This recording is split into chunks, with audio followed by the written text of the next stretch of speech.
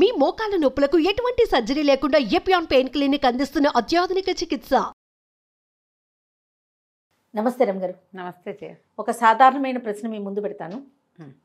ఏయో కష్టాలు వస్తాయి, పలానా దేవుడికి దండం పెట్టుకుంటాం, అమ్మయ్య అనుకుంటాం.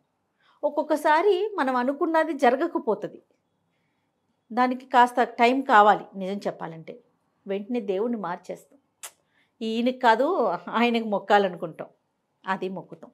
అక్కడ కూడా పని కాదు. అంటే మనం ఎలా అంటే అంత క్విక్గా అయిపోవాలి. మనకి ప్రతిదీ కూడా క్వశ్చన్ ఆన్సర్ లాగా సమస్యలు కూడా అలానే తీరిపోవాలని కోరుకుంటాం. ఆయన కూడా కాదు, ఆమెకు మొక్కుకుందని ఎవరో చెప్తారు, మళ్ళీ ఆమె దాకా వెళ్తాం. పలానా దేవాలయానికి వెళ్ళండి మీకు తీరిపోతాయి అంటారు, అక్కడికి వెళ్తారు. పలానా రోజు ఉపవాసం చేయండి అయిపోతుంది, అది చేస్తారు. పలానా పూజ చేయండి, అది చేస్తారు. మొత్తానికి దేవుణ్ణి మార్చేస్తారు అమ్మగారు. ఇలాంటివి మనం ఎక్కువగా చూస్తూ ఉంటాం. నేను ఆయనకి దండం పెట్టుకున్నా, ఈయనకి దండం పెట్టుకున్నా, ఆవిడకి దండం పెట్టా, కానీ నా సమస్యలే తీరట్లేదు అని.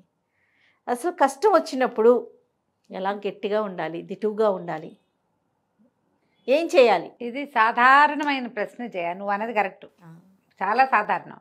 ఇప్పుడు మనం ఏ జాతకమో చదవాయిస్తాం ఎవరో ఒకళ్ళ దగ్గరికి వెళ్ళి, మీకు రాహులో తేడా ఉంది, దుర్గాదేవికి చేసుకోండి అని చెప్తారు. దుర్గాదేవికి చేసుకోండి అంటే నువ్వు రోజు పెట్టుకునే వెంకటేశ్వర స్వామికి వెంకన్నకి జయ బాలాజీ అంటామో, గోవిందా గోవిందా మానేయమని కాదు. ఈమె గోవిందా అనుకుంటూ అమ్మ తల్లి బంగారు తల్లి అనాలి మీరు. మనం ఏం చేస్తాము, ఈయన్ని తూచనేసి ఆవిడ దగ్గరికి పరుగు పెడతాం. అలా కాదు. ఇప్పుడు మన సమయాల్ని బట్టి ఇప్పుడు ఏదో పని మొదలు పెడుతున్నాం అనుకో జయ, మన సిస్టమ్ ఇది, మన సిస్టంలోనే ఇలా ఉంది. ఓ పని మొదలు పెడుతున్నాం, వినాయకుడికి తొలి పూజ చేయాలి, ఇది మన సిస్టమ్. మిగిలిన వాళ్ళందరినీ వదిలేసి వినాయకుడు కాడు. వినాయకుడు మొదట చెప్పి తర్వాత మిగిలిన వాళ్ళందరినీ నీ రోజువారీ నువ్వేం చేసుకుంటావో అవంతా చేసుకో. మీ ఇంట్లో పద్ధతి ఏమిటో, మీ ఊళ్ళో పద్ధతి ఏమిటో, మీ వాకిట్లో మీ సందులో ఏ గుడి ఉందో అవన్నీ చేయవలసిందే. అవి మానేయటానికి వీలు లేదు. నువ్వు ఐరన్ రిచ్ ఫుడ్ అంటే బీట్రూట్ తినమంటే బీట్రూట్ ఒకటే తినమని నీకు అడిగింది, నీకు చెప్పింది. మిగతా వాటితో పాటుగా అన్నం పప్పు పులుసు కూర పచ్చడి అవి ఇవి వేసుకుంటూ రోజు కాస్త బీట్రూట్ చేర్చుకొని ఆయన ఐరన్ పెరుగుతుంది అని చెప్పారు. ఎంత మంచి ఎగ్జాంపుల్ చెప్పారండి. అంతే. ఇక వినాయకుడు కాకుండా ఇంకా మనకేంటంటే గ్రహదోషాల వల్ల ఫలానా గ్రహానికి ఏదైనా చేయాలంటే మన రోజువారీ వ్యవహారంతో పాటు మన రెగ్యులర్ దండంతో పాటు ఈ గ్రహశాంతి కోసం మనం ఒక ప్రత్యేకమైన విధానాన్ని యాప్ చేయాలి. ఇది పద్ధతి. ఏమీ పని అవటం లేదండి, ఎక్కడికి వెళ్ళినా ఏం అవట్లేదండి, ఏదన్నా మంచి మాట చెప్పండి అని అడుగుతారు. రాముల వారి సీజన్ ఇప్పుడు, రామరక్షా స్తోత్రం చదువుకోండమ్మా అని చెప్తాం. రామరక్షా స్తోత్రం ఒక 40 రోజులు చదువుతారు, పని అవుతుంది. పని అయ్యాక సాధారణంగా రామరక్షా స్తోత్రం ఇంకా చాలు అని మానేసేవాళ్ళు ఒక 50% ఉంటే, అలవాటు అయిపోయింది వదిలేస్తే రాముడు ఏమంటాడోనని అది కూడా కంటిన్యూ చేస్తారు కొంతమంది. అది అలా రోజువారీ అలవాటు అయిపోయింది, ఇంకెందుకు మానేయడం, అది కూడా చదువుకుంటాం. అక్కడి నుంచి ఇంకొకటి ఏదో వస్తుంది, రేపు దసరాలు వస్తాయి, దుర్గమ్మ వారిని గొలుస్తాం 10 రోజులు. దుర్గమ్మ వారితో పాటుగా రోజువారీ మీ అర్చనలో శివుడు ఉంటే శివుడు, వెంకటేశ్వర స్వామి ఉంటే వెంకటేశ్వరుడు, రాముల వారు ఉంటే రామరక్షా స్తోత్రం, కృష్ణుడు ఉంటే వసుదేవ సుతం దేవం, అంతే. ఇవన్నీ అయ్యి జేజీకి ప్రత్యేకంగా చేసుకుంటాం. ఆమె సమయం కాబట్టి ఇది పద్ధతే, దాంట్లో ఏ తప్పు లేదు. నీ దేవుణ్ణి మార్చేయటం అంటే ముందు చూడు, వీళ్ళని వదిలేసి వాళ్ళని పట్టుకుంటామన్నది అది తప్పు. వదలకూడదు, ఇది ఉంచుకుని దాన్ని పట్టుకో. ఎక్స్ట్రా మనకి కావాలి. నువ్వు ఇది వదిలేయి నువ్వు దాన్ని పట్టుకో అని చెబితే, మీ అమ్మా నాన్నని వదిలేసి ఇంకో అమ్మా నాన్నని తీసుకో అని చెప్తే నువ్వు ఒప్పుకుంటావా? అస్సలు. అదే మనకి ఇండియాలో జరుగుతున్న సిస్టమ్ అదే. ఎవరైనా నీకు ఒక మంచి మాట, ఇప్పుడు నేనున్నా జయ, నేను నీకు బోల్డ్ అని మంచి మాటలు చెప్తా, నా సలహాలు బోల్డ్ ఉంటాయి, ఎక్కువ భాగం నేను సలహాలు చెప్తూ ఉంటాను. నీకు ఏదైనా ఇబ్బంది వచ్చినా ఇలా అయిందా అలా అయిందని నాకు చెప్తావు. మీ అమ్మని వదిలి నాకు చెప్తావా జయ? కాదు. అమ్మకి చెప్పి అమ్మతో మాట్లాడుకుంటావు, అమ్మ సలహాలు ఉంటాయి, అమ్మే నిన్ను అన్ని రకాలుగా చూసుకుంటుంది, నేను ప్లస్ అమ్మని కదా. ఎవరైనా అంతే కదా. అంతే కదా అమ్మగారు. మన తల్లిదండ్రులకి అక్క చెల్లెలకి అయినాక కదా మనం బయటకు వస్తాం. అదే ఇప్పుడు అమ్మని వదిలిపెట్టి ఇంకో అమ్మని తీసుకోవటం అనేది ఎలా ఉంది, బాగుందా వినడానికి? నీ దైవాన్ని వదిలిపెట్టి ఇంకో దైవం తీసుకోవటం అంటే ఏమిటి అర్థం? సొంత అమ్మా నాన్నని వదలవు, నువ్వు నీ అమ్మా నాన్నని వదలవు, కులం గోత్రం నీవేవేవి వ్యవహారాలు ఉంటాయో, పేరు వెనకాల తోకలేముంటాయో అవేవి వదలవు. ఏమిటి నీ దైవారాధనలో నువ్వు చేసేటువంటి సాధారణమైన క్రియలు ఏ ఉన్నాయో అవి మానేసి దీన్ని పట్టుకో అని చెప్పడం తప్ప కాదా? ఆలోచించండి. మీ అమ్మా నాన్నని వదలవు, నీ రక్త సంబంధం వదలవు, ఏది నీ బ్లడ్ గ్రూప్ మార్చుకుంటావు నువ్వు? మారదే, బ్లడ్ గ్రూపులు మారవు, నీ కులం గోత్రం మారదు, బాంధవ్యాలు మారవు. అవన్నీ నువ్వు ఉంచుకున్నప్పుడు దైవం ఎందుకు మారతాడు? ఎందుకు మారాలి? నువ్వు మారితే కానీ నేను నిన్ను తీసుకోను అనేవాడు అసలు దైవమా? అవతలవాడు భగవంతుడా? వదలమనేవాడు దేవుడు ఎలా అవుతాడమ్మా? పట్టుకునేవాడు కదా దేవుడు అంటే. నిన్ను పట్టుకుని నీతో పాటు ఉండేవాడు దైవం, నీ లోపల ఉన్నవాడు దైవం. నువ్వు ఇది వదిలే, నేను నిన్ను చూస్తా అంటే ఏమిటది? ఉద్యోగం వదిలేసినట్ట. అలా ఎలాగా? పోనీ నువ్వు ఉద్యోగమే వదిలేస్తావు. ఏది నీ గ్రాడ్యుయేషన్లు పాడిపోళ్ళను ఉంటాయి, డిగ్రీలు, వాటిని వదులుతావు? అవి వదలవుగా. నువ్వు చేసే తాత్కాలిక క్రియ వదిలేస్తావు. దైవారాధన తాత్కాలిక క్రియ కాదు, కాదు. నువ్వు ఇప్పుడు నేర్చుకున్నావు దండం పెట్టడం, కానీ నీ జాతిలో ముందు నుంచి ఉందిగా. ముందు నుంచి మీ జాతికి ఒక విధానం ఉంది. నువ్వు చేసినా చేయకపోయినా నీది అదే కదా. అవును కదా. నీ ఇంటి పేరు నువ్వు పెట్టుకోవాలా, నీ పేరు వెనకాల ఏదైనా తగిలించుకున్నది నువ్వు పెట్టుకోవాలా. నీకు అది పెట్టిన వాళ్ళు ఎవరు? నీకు అది ఎట్లా వచ్చింది? దాంతోటే నీ దైవం కూడా వచ్చాడు. నువ్వు దానికి ప్లస్ ప్లస్ ప్లస్ ఎన్ని ప్లస్లైనా వేసుకో, నీ ఇష్టం.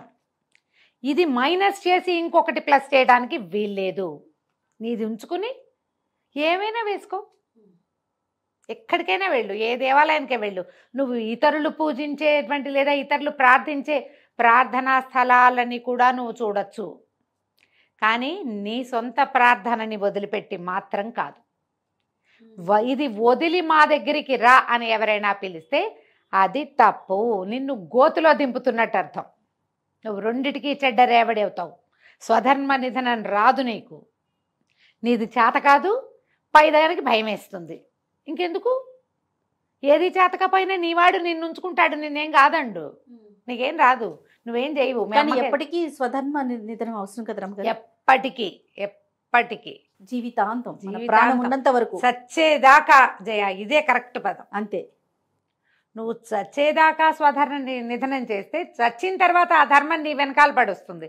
నువ్వు ఇటు అది చేయవు, ఇది రాదు నీకు, ఏమిటో వెళ్తావు అందులోకి. చేత కాదు, ఎందుకు వచ్చినుకోవాలా? దైవాన్ని మార్చడం వల్ల నీకు ఉపయోగం ఏమీ లేదు, ఎవరో చేస్తూ. అందుకని ఇప్పుడు జయ ఇంత పెద్ద విషయం మాట్లాడతాం మనం బ్రీఫ్గా. జనరల్గా చూడు, మనము రోజువారీ ఏదో ఇంట్లో ఓం ఓం అనుకుంటాం, చేత వచ్చింది చేసుకుంటాం. దీపారాధన చేస్తే చేస్తాను, లేకపోతే తెలియదు. ఎవరి పద్ధతి ప్రకారం మా ఇళ్లలో విపరీతంగా చేసుకుంటాం. మా ఇంట్లో కూడా చేతకాని వాళ్ళు కొంతమంది ఉంటారు, కానీ భయం ఉండదు, మనకు తెలుసు. ఇప్పుడు కొత్తది ఏదైనా తీసుకున్నాం అనుకో, ఏమంటారు, ఎవరో చేసుకుంటున్నారు ఒక అద్భుతమైన వ్రతం, అనంత వ్రతం తీసుకుందాం. అనంత వ్రతం చేసుకోవాలనుకున్నాం, వాళ్ళు ఎవరింట్లోనో చూసాం, అబ్బాయి ఎంత బాగుంది, మనం కూడా చేసుకుందాం అనుకున్నాం. అడుగడుగున డౌట్లు వస్తాయి కదా. మరి ఫోన్ చేసేస్తాం వాళ్ళకి, ఇక్కడ ఇలాగైనా ఇంతేనా అదేనా పెట్టాలా వద్దా, ఏం చేయాలి. తెలిసిన వాళ్ళు ఎవరైనా ఒకళ్ళని అట్టి పెట్టుకోవాలని చూస్తాం. నీకు కొత్తగా చేసే రోజువారీ నీ పూజ చిన్న విధానం మారితేనే నీకు డౌట్ వస్తుంది. 100 అనుమానాలు రమ్మగారు. 100 అనుమానాలు వస్తాయి. ఏం దోషం జరిగిందో ఇలా అయింది అని నాలుగు పీక్కుని చచ్చిపోతాం దాని మీద. మీరు చేసేదే, మీదేం కొత్తది కాదు. అవే పువ్వులు, అదే పూజ, అదే దీపారాధన, అదే నైవేద్యం వండుకోవటం. రమ్మగారు రోజు దీపం పెడతాం కదా, దానికి దీపానికి వేసే నూనె విషయంలో ఎన్ని అనుమానాలు, మీరు ఎన్ని మాట్లాడుంటారు దానికి సంబంధించి. మరి చూడండి, ఇప్పుడు మన సొంత ధర్మంలోనే మనకు పుట్టాడు అనుమానాలు ఉంటే, ధర్మం మారితే అప్పుడు ఎన్ని డౌట్లు వస్తాయి. మరి మనకి ఇప్పుడు ఇది చేయలేము, ఇది వదిలేయమంటారు వాళ్ళు, ఇది వదిలేయాలి, నువ్వు అది పట్టుకోవాలి.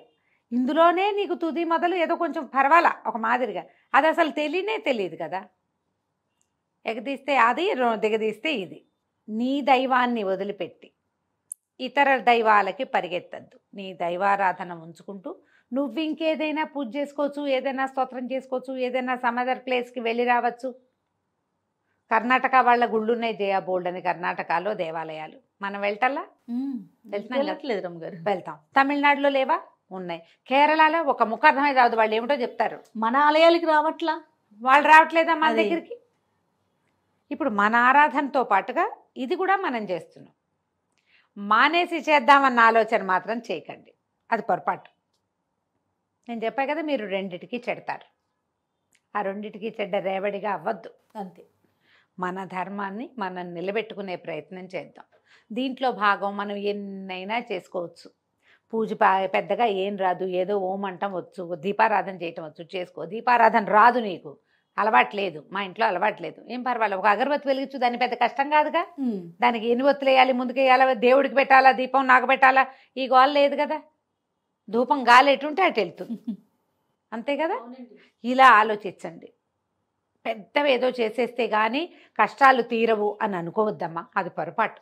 అదేదో చేస్తేనే మీ కష్టాలు తీరుతుంది, దీన్ని 108 సార్లు చేయండి, దాన్ని 16 చేయండి, దాన్ని 36 సార్లు చేయండి, ఇవన్నిటికీ ఎందుకమ్మా వెళ్తారు? అవేవో ఇచ్చేసేయాలి, నీ మెళ్ళో తీసి ఇచ్చేసేయి, ప్రాణం తీసి ఇచ్చేసేయి.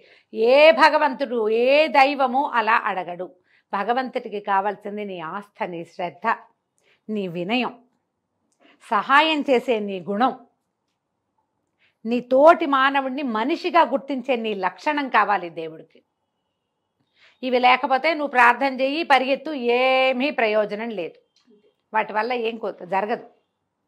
పెద్ద పెద్దవి పెట్టుకోవద్దు. మీకు అలవాటైంది ఏదో రోజువారీ చేసుకుంటారు, ఏవో పెద్ద ఇబ్బంది ఉంది, సింపుల్గా ఒక దేవాలయ దర్శనం చేయండి. మన సందులో ఉన్నదే, ఓ ఆంజనేయ స్వామి ఉన్నాడు, ఓ పరమేశ్వరుడు ఉన్నాడు, ఒక అమ్మవారు ఉంది, ఓ రామాలయం ఉంది, ప్రదక్షిణలు చేయండి దేవాలయంలో. 3 నుంచి చేయొచ్చు కదా, 3 చేయొచ్చు, 9 చేయొచ్చు, 11 చేయొచ్చు, 40 చేయొచ్చు, 108 చేయొచ్చు. మీ ఓపిక, మీ శక్తి. నియమం తప్పకుండా చేస్తే ఏదైనా ఫలితాన్ని ఇస్తుంది. ఏ సమస్యకైనా సమాధానం ఉంటుంది. ఇవాళ రాకపోతే రేపు, రేపు రాకపోతే ఎల్లుండి వస్తుంది. విధి నాడు కనపడిన చంద్రుడు తదినాడు తనంతట తనే కనిపిస్తాడు. ఇవాళ లేడు, అమావాస్య నాడు అసలు లేడు, పాడ్యం నాడు కనపడ్డు, విధి నాడు లేడు, తదినాడు కనపడతాడమ్మా తప్పకుండా. ప్రతిదానికి సమాధానం ఎక్కడో ఒక చోట కాలమే సూచిస్తుంది. ఆ కాలం కోసం వేచి ఉండండి. ఆ కాలం కోసం వేచి ఉండేటప్పుడు మీరు డెస్పరేట్గా అయిపోకుండా ఉండడానికి దైవారాధనని తోడు చేసుకోండి. దానికి ఏవో పెద్దవి చేసేయాలని, ఎక్కడికో వెళ్ళాలని అనుకోవద్దు. సమీపంలో ఉన్న దేవాలయానికి వెళ్ళినా కూడా మీకు సమాధానం లభిస్తుంది. ఏదైనా పెద్ద స్తోత్రం తీసుకొని దాన్ని 108 సార్లు చదవాలి, పొద్దున సగం, మధ్యాహ్నం సగం, రాత్రి సగం చదివి ఇన్నిసార్లు చదివితేనే కానీ నాకు నిష్కృతి లేదని భావించి ఇలాంటి మాటలకి పడద్దు. ఒట్టి రామనామ శ్రీరామ జయ రామ జయ జయ రామ అనుకున్నా, ఒట్టి శ్రీరామానే అనుకున్నా, మీకు పనిచేస్తుంది. శ్రీ అనకండి, శ్రీమాత్రే నమః అంటారు ప్రతి వాళ్ళు.